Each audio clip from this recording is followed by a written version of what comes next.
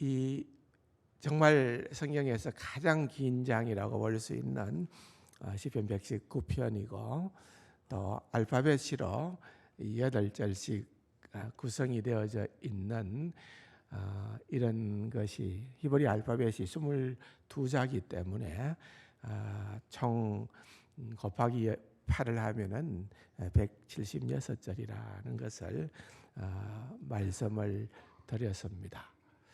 그러나 그 어느 한 절에도 거의 빠뜨리지 않고 계속되는 것은 주의 말씀이라는 거예요. 말씀.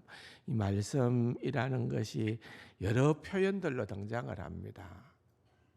그 말씀이 또는 이 약속 또는 율례 또는 율법 또는 규례, 하여튼 한 8가지 정도로 계속해서 다른 그런 카테고리로 등장을 합니다만은 그 모든 것이 얘기하는 것은 말씀이에요. 말씀.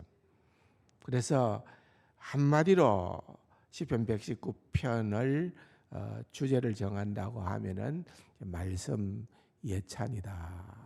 그렇게 말씀을 드렸습니다. 그래서 이 말씀이 얼마나 중요한가, 또한 이 말씀이 또한 얼마나 좋은가 하는 것은 우리의 믿음을 한번 점검해 볼 수 있는 좋은 시금석이 분명히 될 것이다 하는 것을 말씀을 드렸고, 오늘 이 본문을 13번째 연을 읽을 때에 보면은 내가 주의 법을 어찌 그리 사랑하는지요. 어찌 그리 사랑하는지요.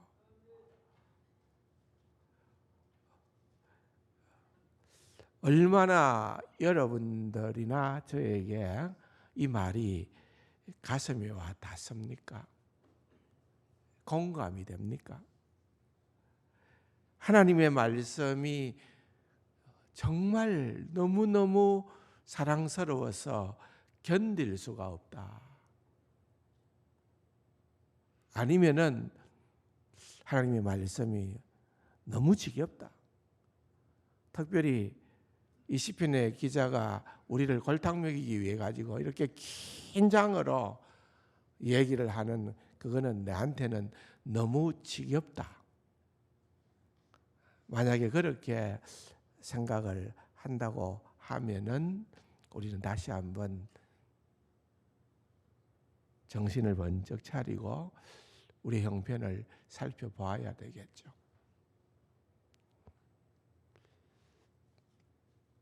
주의 말씀이 어찌 그리 사랑스러운지요. 그래서 그 사랑 때문에 그 다음 귀절에 보면은 내가 그것을 종일 작은 소리로 엎조린다 라고 그렇게 시인은 고백을 하고 있습니다. 엎조린다는 말은 무슨 말이에요? 묵상한다는 또 다른 표현이죠. 엎조린다.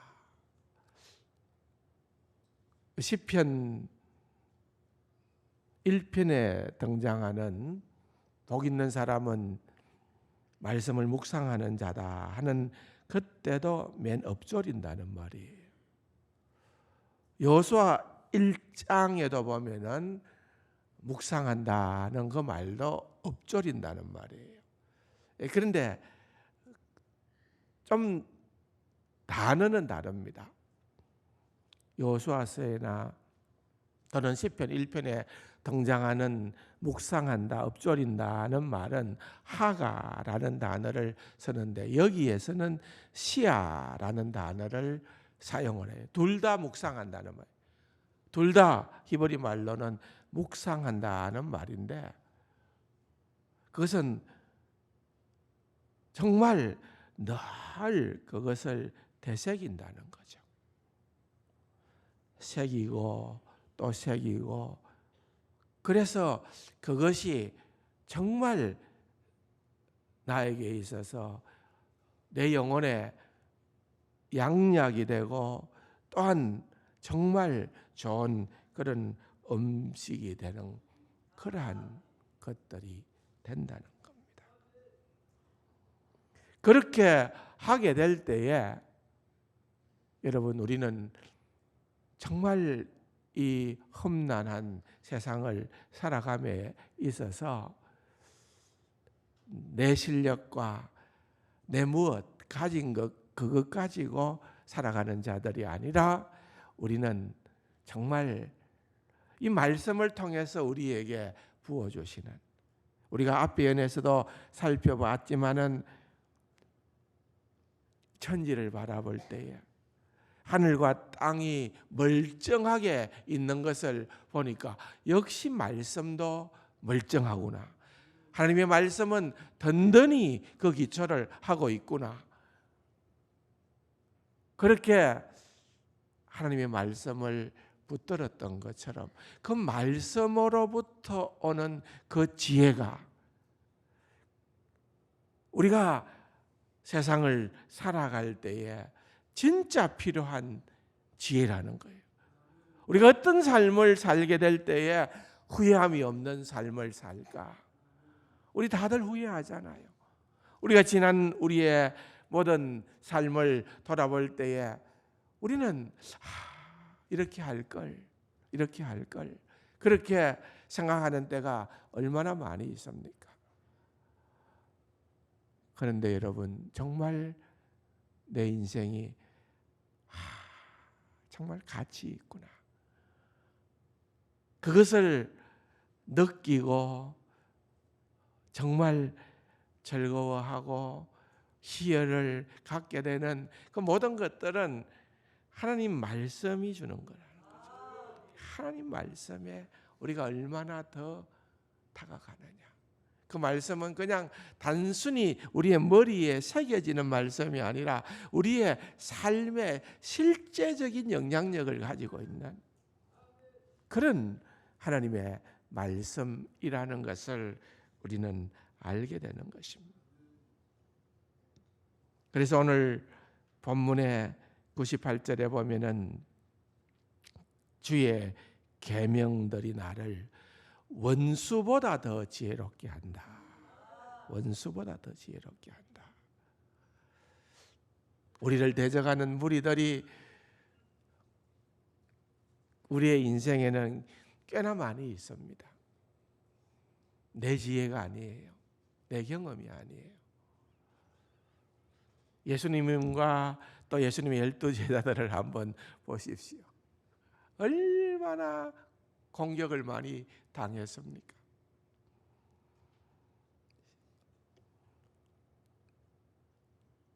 유대인들의 지도자들은, 바리새인들은, 서기관들은, 사두개인들은, 대제사장들은 어떻게 해서든지 예수님을 걸고 넘어뜨려야 되는 거죠. 그런데 자기들이 분명히 생각할 때에는 학문이 없는 자인데 그냥 나사렛이라고 하는 너무나도 작은 곳, 정말 시골 촌놈을 상징하는 그런 말이 나사렛이라는 말이거든요. 나사렛에서 무슨 선한 것이 나겠느냐, 그렇게 얘기할 만큼 그런 보잘것없는 주목받지 못하는 곳이 바로 나사렛인데, 거기에 그것도 목수의 아들로 태어나서 아버지와 함께 목수의 일을 했던 그러한 예수가 가르치는 그 말씀이 그들의 모든 가르침을 압도하고 말았잖아요. 하늘의 지혜가 부어진 거죠. 예수님의 제자들은 어떻습니까? 정말 세상적으로 볼 때에 주목할 만한 그런 날고 기었던 사람들이었습니까? 평범하기 짝이 없는 사람들입니다. 예수님의 제자들 거의 다 그래요. 그럼에도 불구하고 그들이 주님 앞에 훈련을 받고 또 주님은 또 그러한 자들을 제자로 택하시고 주님께서 이 땅의 삶을 정리하고 하늘나라로 올라가실 때에 그 모든 사역을 그대로 인계치 않았습니까? 그 막중한 사명을 감당했던 제자들은 정말 별 볼 일 없는 사람들이었습니다. 언제 기회가 되면은 제가 한번 12제자에 대한 얘기를 해드릴게요. 정말 별 볼 일 없는, 그러나 그들이 정말 놀라운 일들을 감당하게 된 것은 말씀에 붙들린 자가 될 때에 역사가 일어났던 거예요. 말씀에 붙들리게 될 때에 비로소 이 어마어마한 일을, 이거는 내가 한 것이 아니라 나같이 보잘것없는 자를 사용해 주셨던, 결국은 하나님이 하셨다. 하나님이 하셨다는 것을 온전히 드러내기 위한 그러한 일들이죠. 99절에는 보면은 모든 스승보다 더 명철하다. 100절에는 보면은 노인보다,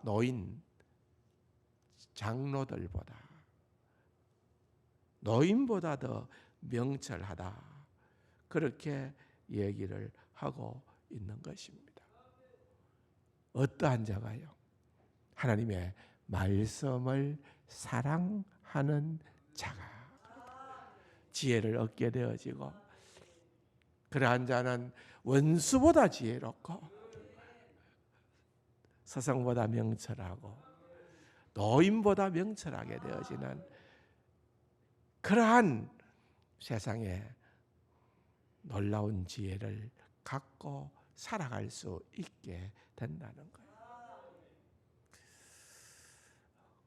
시편 119편이 좀 긴장이기는 하지만은 그래도 이 119편에 사랑한다라는 말이 12번이 나와요.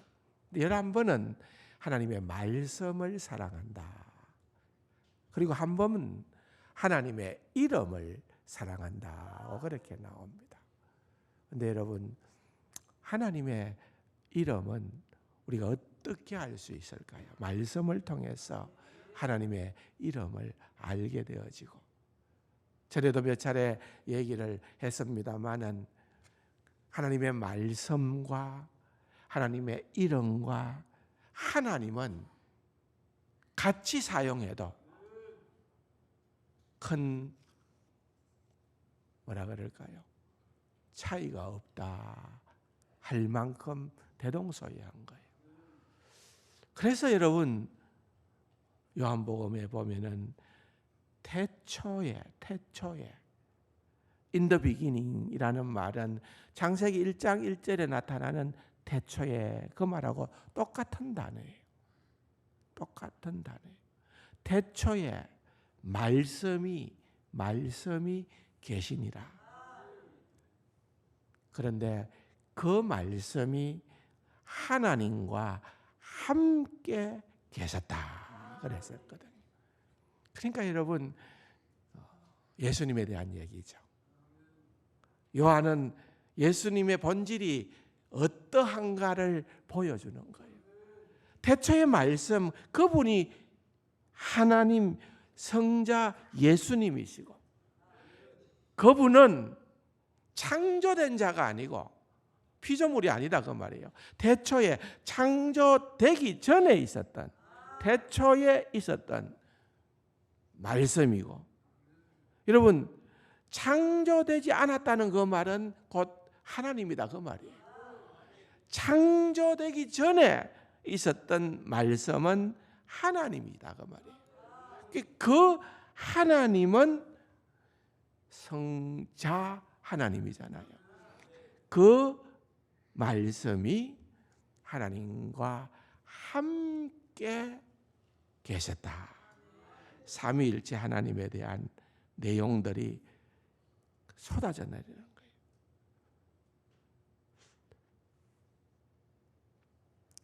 얼마가 지나면은 시편 119편의 설교가 마무리가 되겠죠. 저는 119편 마지막까지 설교를 마무리를 해놨습니다. 다음을 뭘로 할까? 지금 고민을 좀 하고 있습니다. 몇 개월 뒤의 일이지만은. 그런데 요즘 제가 이 시편 119편을 계속해서 그렇게 묵상을 하면서 신약 성경을 보니까 너무 좋아요. 특별히 사복음서, 마태, 마가, 누가, 요한복음을 보니까 다 뭐죠? 결국은 이 말씀이 예수 그리스도를 얘기하는 거거든요. 예수 그리스도로 인하여서 우리는 더욱더 명확하게 선명하게 그 의미를 알게 되는 거거든요. 그래서 마음 같아서는 요한복음을 좀 다루고 싶어요. 근데 요한복음만 다루기보다는 제가 좀 섞을 거예요.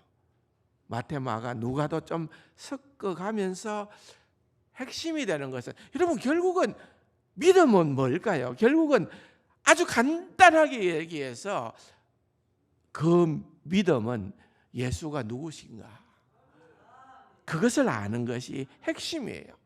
근데 그 예수가 누군가에 대해서 400년 기독교 역사를 그야말로 정리해두고 삼위일체 하나님, 우리 주 예수 그리스도가 어떠한 분인가를 선명하게 보여주는 그러한 근거가 되는 핵심 말씀이 요한복음이에요. 요한복음. 그래서 요한복음은 그런 의미에서는 너무 중요합니다. 아주 중요합니다. 요한복음을 하면은, 나누게 되면은 여러분들의 마음이 속이 다 시원할 정도로 예수님에 대해서 분명하게 알게 될 거지만은, 그러나 여러분 이 하나님의 말씀을 통하여서 우리는 결국은 하나님을 만나게 되는 거예요. 올 시편의 기자는 우리 주 예수 그리스도를 아직 만나지도 못했습니다. 구약의 시인입니다. 그런데 내가 주의 말씀을, 주의 법을 어찌 그리 사랑하는지요. 성경을 사랑하는 것이 우리의 가장 중요한 일입니다. 성경을 사랑하세요? 하나님의 말씀을 사랑한다. 그러면은 여러분 말로만 우리가 하나님을 사랑한다는 것이 아니고, 하나님을 사랑한다 할 때는 우리의 시선은 자꾸만 하나님의 말씀에 가야 되죠. 가끔씩 주보를 보면은 성경 일독 했는 분들의 명단이 자꾸 올라오잖아요. 너무 귀하잖아요. 너무 귀한 거죠. 사실 어떤 의미에서는 목사는요, 설교하기 위해서 하나님 말씀 볼 때가 많아요. 그게 아니고 너무 하나님의 말씀이 좋고 하나님이 너무 좋아서 사랑하기 때문에 그렇게 하나님의 말씀을 사모해야 진짜 백이가 되는 거예요. 그렇게 하나님의 말씀을 대하게 될 때에 우리의 인격의 변화가 일어나게 되고 하나님의 성품으로 변화가 일어나게 되어지고 점점 우리는 하나님을 닮은 자로 그렇게 변하여져 가는 거예요. 기독교 역사 가운데에서 이렇게 성경을 사모했던, 또 결정적인 역할을 했던 분들이 참 많습니다. 그중에 몇 사람만 좀 제가 얘기를 하면은 윌리엄 틴데일이라고 하는 분이 계십니다. 15세기 말에서 16세기에 살았던 인물인데 이분은 성경을 영어로 읽게 하겠다. 여러분, 마르틴 루터가 종교개혁을 할 당시에 독일 일반 백성들이 독일어로 된 성경을 그들이 가지고 있지 않아서 독일어로 번역을 해서 독일어로 성경을 번역을 해서 읽힘으로써 종교개혁의 불길이 활활 타올랐던 것처럼 그보다도 좀 더 앞이죠. 윌리엄 틴델은 영어로 성경을 읽도록 아직까지 영어 번역이 나오지 않았을 때의 얘기입니다. 그런데 그 당시만 하더라도 여러분 지금은 우리가 참 도무지 이해가 되지 않지만은 성경을 번역하면은 사형에 처했어요. 그럼에도 불구하고 윌리엄 틴델의 마음은 그의 소망은 평범한 시골 농부 소년이라고 하더라도 그들의 언어로 영어로 성경을 읽도록 해주고 싶다. 그는 굽히지를 않았습니다. 끝까지 그렇게 나아갔기 때문에 결국은 그는 화형을 당해서 죽게 되어졌는데 그가 마지막 화형장에서 남긴 유언은 주여 영국 왕의 눈을 열어주소서. 그러고 화형을 당합니다. 그럼에도 불구하고 그가 성경을 영어로 번역을 얼마나 꼼꼼하게 잘해 놓았던지. 여러분, 영어 성경은 많은 번역, 우리 성경하고 비교할 수 없을 만큼 수많은 번역본들이 지금까지 나왔습니다. 그런데 거슬러 올라가서 가장 무게를 두는, 뭐 그렇다고 해서 완벽하지는 않지만은 심지어는 그것을 완벽하다고 추정하는 무리가 나올 만큼 그렇게 인정을 하는 영어 번역본이 킹 제임스 버전이라는, 우리말로는 험정역이라고 그렇게 하는 영어 성경이 있습니다.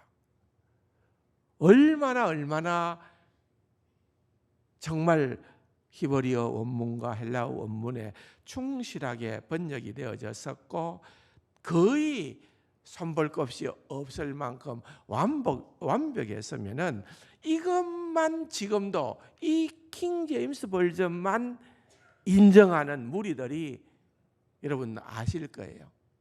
그런 한국에도 그런 교회들이 있습니다. 이 영어 성경만 고집하는. 그래서 그 영어 성경을 그대로 우리말로 다시 번역해서 우리가 가지고 있는 성경대로 보는 것이 아니라 그들의 성경으로 읽고 있는 그런 교회들이 있어요. 저는 그것이 꼭 잘했다고는 보지 않아요. 그럼에도 불구하고 그 성경은 참 의미 있는 성경이에요. 그런데 그 킹 제임스 번역본의 80% 90%는 바로 윌리엄 틴데일이라고 하는 이분의 성경 번역을 참고로 했다는 거예요. 그만큼 대단했던 분이 있습니다. 그리고 우리가 또 한 사람 뒤에서 다시 다루겠습니다만은 누구나 잘 아는 존 번연이라 하는 인물이 있습니다. 존 번연이 쓴 유명한 책이 뭐죠? 첼로의 역정이죠. 존 번연입니다. 나중에 조금 다시 구체적으로 조금 이따가 다루겠습니다만 어쨌든 이분이 한 말 가운데에서 오늘 설교 제목입니다. 성경이 내 피 속에 흐른다. 참 멋있잖아요. 내 피 속에 성경이 흐른다 하고 그렇게 고백할 정도로 여러분 존 번연은 성경을 사랑한 거예요. 잠시 후에 좀 보강을 해드릴게요. 잔 웨슬레가 있습니다. 그도 얘기하기로 나는 한 책, 성경을 말하겠죠. 나는 한 책의 사람이다. 잔 웨슬레는 그가 하루에 적어도 3시간에서 5시간은 성경을 반드시 묵상했다 합니다. 그에 대한 재미난 일화가 있는데, 옛날에 그 시대에는 말을 타고 주로 타 지역으로 다니면서 복음을 전했는데, 이 존 웨슬리가 말을 타고 갈 때에 그는 늘 히브리어 성경 또는 헬라어 성경을 갖고 말을 타고 그 달려가는 말에서 성경을 읽었다는 거예요. 대단하죠? 우리는 떨어질까 봐 걱정하는데 말을 타고 가면서 성경을 읽었다는 거예요. 사랑하는 성도 여러분, 예외가 없습니다. 그렇게 어려운 말씀도 아니잖아요. 주의 법을 사랑한다는 거죠. 이것이 얼마나 소중하고 중요한 일인지 모르는 겁니다. 18세기의 존 웨슬레, 또 찰스 웨슬레, 조지 휘필더, 그 이름만 되어도 정말 믿음의 거장들이라고 할 수 있는 그분들이 옥스퍼드 대학교, 영국의 명문 대학교죠. 옥스퍼드 대학교를 다니는 학생 시절에 그들이 만든 그런, 지금으로 말하면 동아리죠, 클럽이 있었어요. 그런데 이름하여 홀리 거룩한 클럽이라고 그렇게 명명했습니다. 홀리 클럽의 대상자들은 그렇게 클럽을 만들고 난 다음에 정말 학문을 공부하기에도 정신이 없을 텐데, 그럼에도 불구하고 학생들임에도 불구하고 아직까지 나이가 어린 그런 대학생임에도 불구하고 철저하고 규칙적인 그러한 성경 경건 생활을 하게 됩니다. 정해진 시간에 성경 읽기, 원어 성경 연구, 금식과 기도, 병자와 제수 방문, 엄격한 자기 점검, 이런 것들을 다 정해놓고 칼같이 지켰다는 거예요. 그래서 여러분, 감리교를 영어로 뭐라고 하는가 하면 메토디스트. 메토스라는 말은 방법이라는 말이에요. 방법. 우리는 예수를 믿는데 이런 방법대로 믿겠다. 감리교의 창시자인 잔 웨슬레가 그렇게 했다는 거예요. 하루에 성경을 몇 장 읽어야 돼?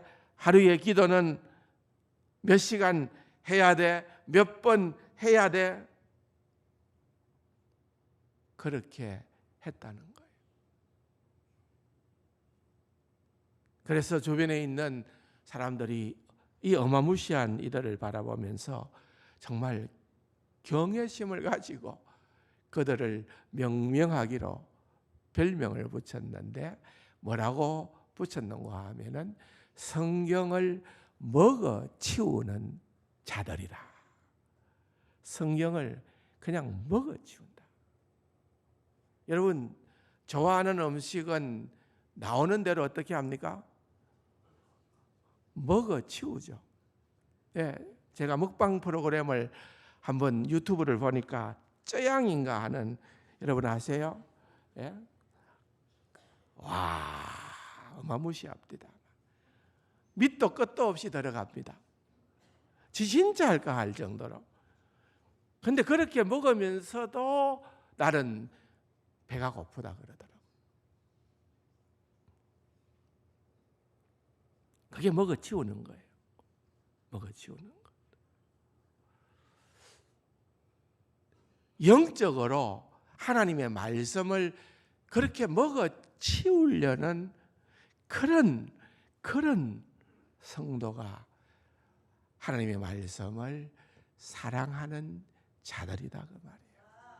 하나님을 사랑하는 자들이다 그 말이에요. 그렇게 먹어치울 때에 여러분, 크리스토퍼 애쉬라고 하는 분이 그 나타나는 결과가 세 가지다. 좀 전에 제가 얘기를 했던 그 말입니다. 88절에 그것은 원수보다 더 지혜롭게 하고, 그것은 스승보다 더 명철하게 하고, 그것은 노인보다 더 명철하게 한다. 그렇기 때문에 여러분 97절에 보면은 우리가 봐야 될 시간 부사가 나오는데, 내가 그것을 종일이라는 말이 나오죠. 98절에 보면은 주의 계명들이 항상이라는 말이다. 항상. 99절에 보면은 주의 증거들을 늘 그러니까 종일 항상 늘 뭐 하자는 거예요? 주의 말씀을 묵상하는 자.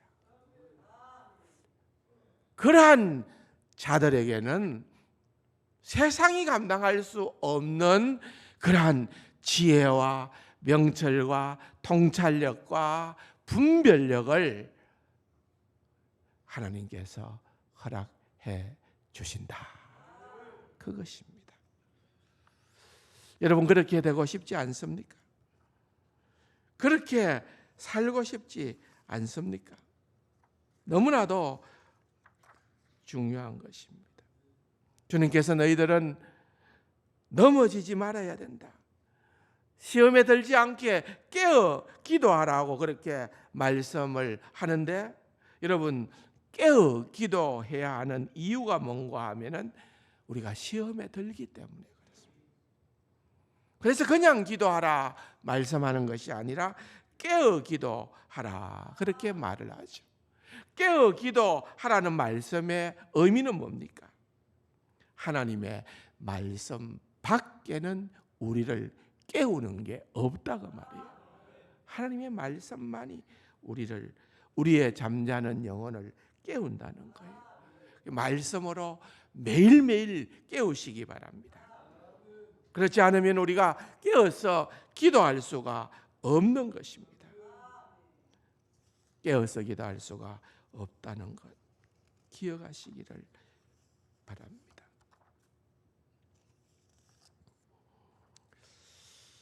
여러분, 정말 한 사람의 인격과 영혼에 하나님의 말씀이 채워질 때에 어떠한 역사가 일어나는가 하는 것을 전 번년보다 더 잘 보여주는 사람은 없습니다. 전 번년은 지금부터 한 350년 전에 활동했던 인물입니다. 350년 전요. 근데 그것도 우리나라에서 활동한 인물이 아니라 영국에서 활동한 자입니다. 근데 전 세계적으로 오늘날 350년이 지난 지금도 대한민국에서 여러분 기독교 서적 가운데에서 꾸준하게 베스트셀러로 팔리고 있는, 성경 다음으로 많이 팔리는 책이 여러분들이 잘 아는 뭐죠? 철로역정이에요. 철로역정. 어떤 책을 사야 될지도 모를 정도로 수십 종류로 다양한 번역이 있고, 어린이 만화로 된 그런 번역도 있고, 다양하지만은 그 모든 책들이 그렇게 잘 팔리는 것입니다. 우리만 그런 것이 아니라 전 세계적으로 그렇다는 거예요. 근데 놀라운 것은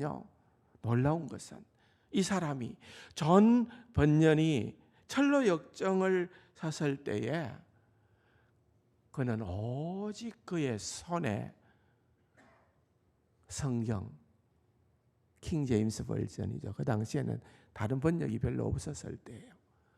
이 성경 하나밖에 없었어요. 성경만 들고 보면서 그가 선 책이 철로 역정이에요. 그래서 어떤 2차 자료도 철로 역정에는 붙어 있지가 않습니다. 다시 말하면 주가 없어요. 주가 없어. 각주라든지. 왜요? 그럴 수밖에 없는 것은 성경만 보고 쓰기 때문에 그렇습니다. 원래 존 번연은 그렇게 학문이 뛰어난 그런 분이 아니에요. 원어를 읽어낼 수 있는 그런 분도 아니에요. 그의 직업은 땜쟁이입니다. 땜쟁이였어요.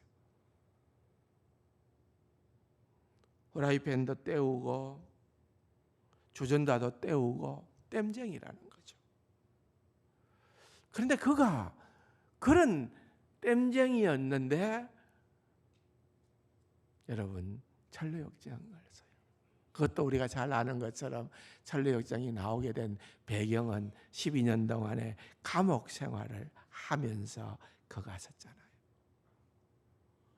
이 책이 얼마나 귀했으면은 여러분 정말 성경의 모든 말씀을 거의 다 강요했던 찰스 스펄전이 빠짐없이 나는 1년에 한 번씩은 철로 역정을 읽는다. 여러분 찰스 스펄전의 설교 한 편을 한번 보십시오. 어마어마합니다. 감탄할 수밖에 없는 그런 설교들이에요. 그런 뛰어난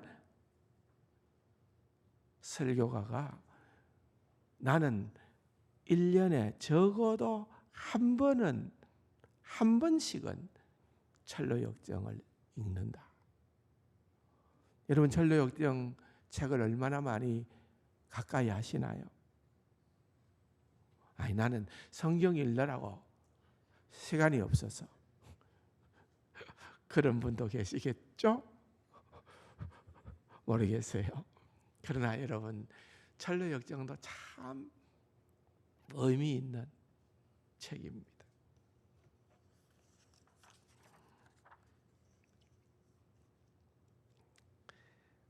스펄전은 이렇게 얘기합니다. 그는 영혼이 흠뻑 빠져들 때까지 성경을 읽었습니다. 그의 작품들은 아름다운 시로 충만합니다.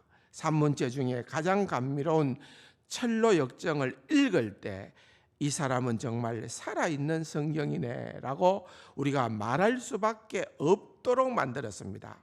어디든 그를 찔러 보십시오. 스펄전이 지금 존 번연을 얘기하는 거죠. 성경의 피가 흘러나올 것입니다.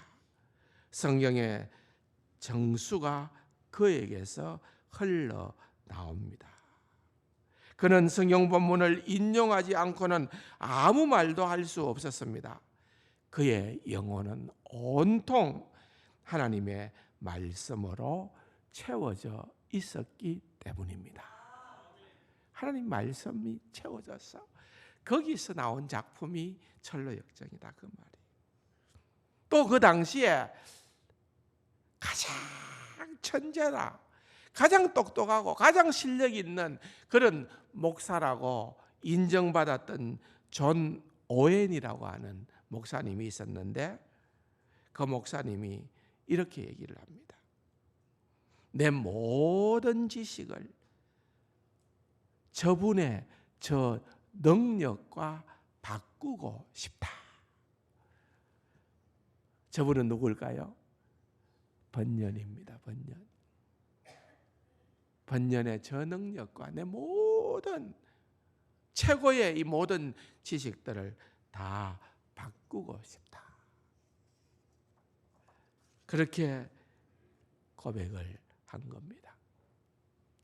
사랑하는 성도 여러분, 오늘 97절로부터 100절까지 그것도 다는 못했습니다.